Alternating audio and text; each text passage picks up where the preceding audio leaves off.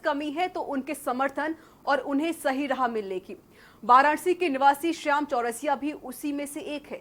श्याम ने चाइना के कलकत्ते से व्यवस्थित होकर पिछले 4 सालों से खुद बना रहे एक ऐसी डिवाइस का प्रोटोटाइप मॉडल तैयार किया है जिसे देखकर चाइनीज डेवलपर भी हैरान हो जाएंगे।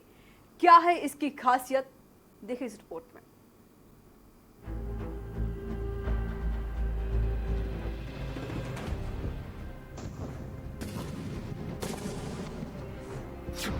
देश के जवानों की दुश्मनों से रक्षा के साथ उन्हें तकनीकी रूप से मजबूत और ताकतवर बनाने के उद्देश्य से काशी के युवा वैज्ञानिक श्याम चौरसिया ने स्मार्ट डिफेंस ग्लास तैयार किया है।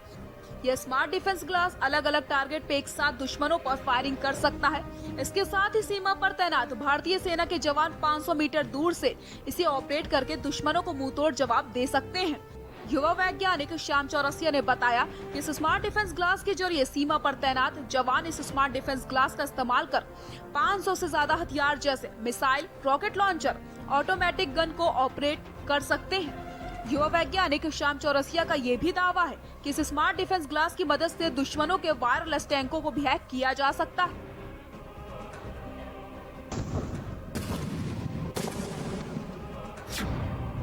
श्याम चौरसिया ने बताया कि अभी ट्रायल के तौर पर मैंने इस स्मार्ट डिफेंस ग्लास में 5 इलेक्ट्रिकल रॉकेट लॉन्चर सेट किए हैं जिसका रेंज 500 मीटर तक होगा।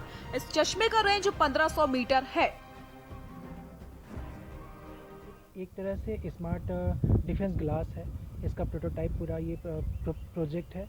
इस चश्मे को पहन करके वॉइस कमांड के ज़रिए हम किसी भी तरह के हथियारों को फायर करा सकते हैं। देख रहे हैं इंडिया और चाइना का लड़ाई का माहौल बना हुआ है, हमारे कई जवान शहीद भी हुए हैं। ऐसे में ये आइडिया है कि हम लोग टेक्निकल रूप से और मजबूत होने की ज़रूरत है। का जो है वो 200 से 300 मीटर है, लेकिन इस चश्मे से किसी भी तरह के गन को अनलिमिटेड रेंज, क्योंकि इंटरनेट से अटैच होता है तो इसको कहीं से भी आप यूज कर सकते हैं।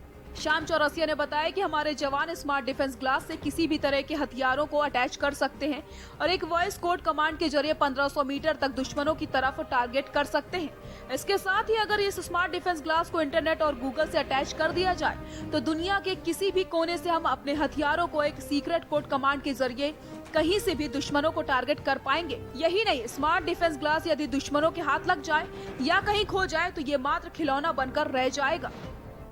कई सालों से इस क्षेत्र में काम कर रहा हूँ, कई प्रोटोटाइप बनाए, इंटरनेशनल लेवल पे पॉपुलर भी होता है। लेकिन आज हम जो बात करते हैं मेकिंग इंडिया की, जहाँ तक बात है कि ज़मीनी स्तर पे हमको जैसा लगता है कि अभी काफ़ी काम करने की ज़रूरत है।